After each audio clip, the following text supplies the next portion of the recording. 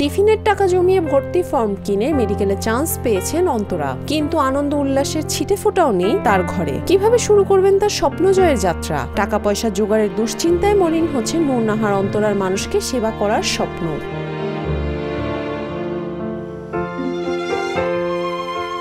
গোপালগঞ্জ সদরের তেঘরিয়া এলাকার রুকু মল্লিক ও পারুল বেগমের আদরের কন্যা নূরনাহার অন্তরা। তার বাবা পেশায় দিনমজুর, মা গৃহিণী।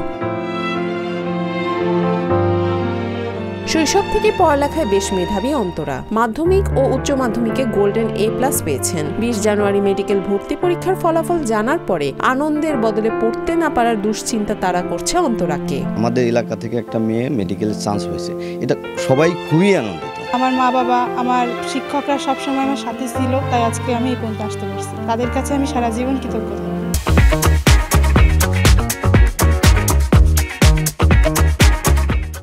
দিনমজুর বাবার যা উপার্জন তাতে ভর্তির ফি জোগাড় করতেই লাগবে 6 মাসেরও বেশি সময়। আগামী 4 ফেব্রুয়ারি ভর্তির শেষ দিন। নিরুপায় হয়ে সরকার ও সমাজের হৃদয়বান ব্যক্তিদের কাছে স্বপ্ন পূরণে হাত বাড়িয়ে দেওয়ার আবেদন জানিয়েছেন অন্তরা ও তার পরিবার। আমি চাই যে আমার আপু একজন ভালো ডাক্তার হোক, সে সমাজের গরিব অসহায় লোকদের সহযোগিতা করুক, এবং আমি চাই যে রাষ্ট্রে যারা আছে তারা আমার আপুকে কিছু দিয়ে সহযোগিতা করুক।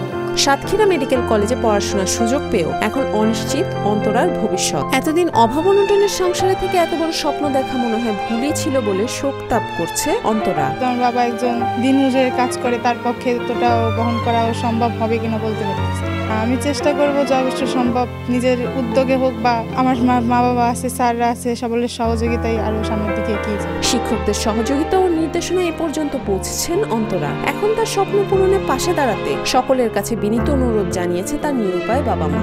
আমার ইচ্ছা আমি তাদেরকে লেখাপড়া শিখাবো, সেইভাবেই আমি এই পরিশ্রম করে চলছি শুধু তাদের জন্য। আমার এই পরিশ্রম করে যা পাই এই ছাড়া আমার আর কোনো আয় নেই। এর মধ্যে দিয়েও আমি চলছি।